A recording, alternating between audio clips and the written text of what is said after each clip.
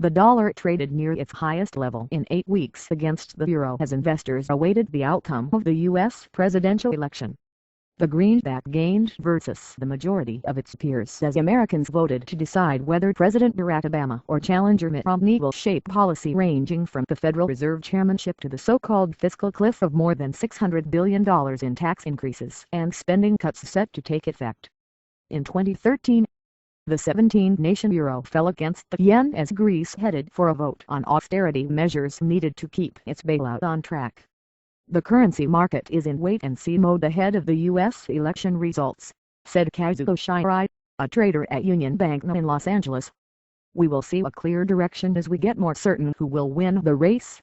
The dollar traded at $1.279 per euro as of 9:40 a.m. in Tokyo from $1.281 at the close yesterday, when it reached $1.2764, the strongest since September 11. It fetched 80.20 yen from 80.35. The euro dropped 0.4% to 102.55 yen, after touching 102.18 yesterday, matching the lowest since October 16. The national poll conducted by the Pew Research Center October-November 31 showed Obama leading Republican challenger Romney, 48% to 45%. The survey showed them tied at 47% a week ago. The final tracking poll by ABC News and The Washington Post had the Democratic incumbent taking the lead of 50% to 47% in a survey of 2,345 likely voters conducted November 1 to 4. Federal policy Romney has said he disagrees with the Fed's measures to stimulate the economy and would replace Chairman Ben S. Bernanke at the end of his term in January 2014.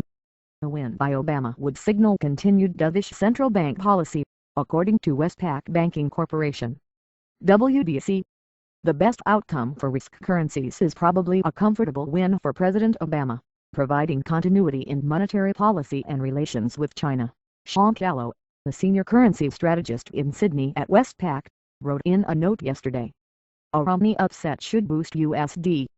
The U.S. currency gained 0.9% over the past month, according to Bloomberg correlation-weighted indexes, which track 10 developed nation currencies.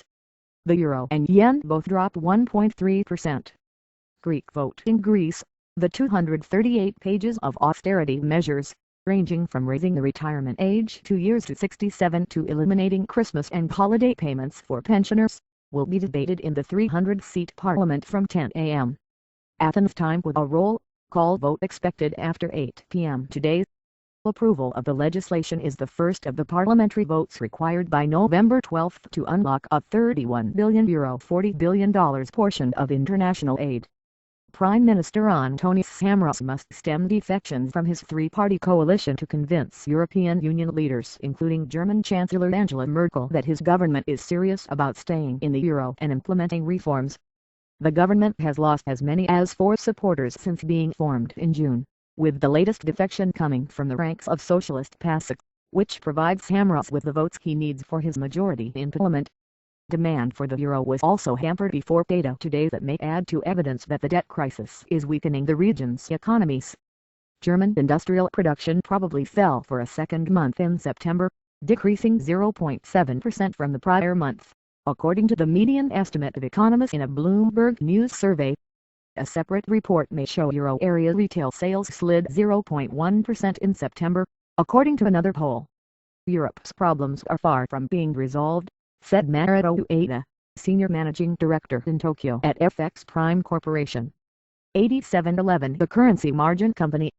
There is a good chance that we see a sell-off in the euro when they return to the center stage.